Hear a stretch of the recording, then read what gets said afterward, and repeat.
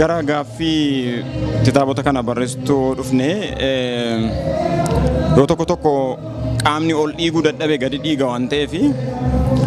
booree fi gubannaan keessa ka'uutitti qabu karaa siyaasatiin jechuudha bifa barbaadamuun deemuu yookiin bakka nani eege yookiin bakka nani hawwe ga'uu dadhabe gara kitaaba barreessuutti ce'e bara 2010.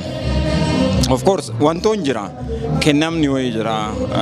dandeettii ogbarruu afaan guutee dubbachuu nan danda'a aan dandeettii ogbarruu nan qaba isuma sanan siyaasa sanan dandeettiin ogbarruu qabu sanatti fayyadamee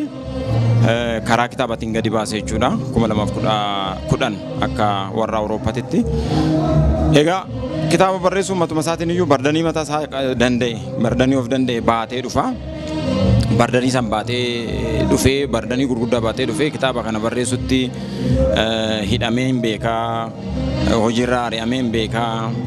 kitaabni kun akka namaatitti hidhamee beeka ofuma isaatii fi kitaabota baay'eetti hidhamee baay'ee baruma baraan hoggaan kitaaba tokko baase hoggaan ani eebbaa beellamadhe nan hidhama. Fakkeenyaaf 2010 kitaaba miilan shokoksine kana akkuma baasanii marsaa jalqabaan eebbisiisne. Akkanumattan gadhiisee tokkoffaa nama jalqaba barreessu reefuun gara ogbarruutitti seenee hin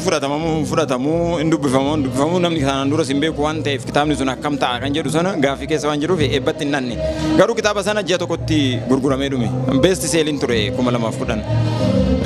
akka jaarraa ta'e kitaabni sun baay'ee jaalatamee amma ammaatitti baay'ee miilli shokoksine ammaayyuu maxxanaati jira hin maxxana.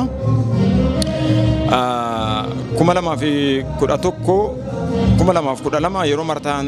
sadaffaa maxxanu eebbaaf yaadeen ture gaafa nan eebba beellamadhu na hidhan hidhaa sana amman ture hidhaadhaa bahee baga hojiitti ogguun deebi'u nan ari'ame hojiirra baay'ee ana seenaan taane narratti raawwate mana hojii mootummaa keessatti yeroo tokko kolleejiin barsiisaa kolleejiin saati sanitti MA qaba taayitilii kiyya kan MA digriitti ganna jalaa butee beeka kun hin danda'amu normaali yuunivarsiitiin naa kenne kolleejiin oduma ta'eyyuu taayitilii san gadi butuu hin danda'u hamma sanatti deemame so bara dibaan eebbifame hin turre 7 booddee biyyaan ari'aniyyuu biyyaa hin ba'e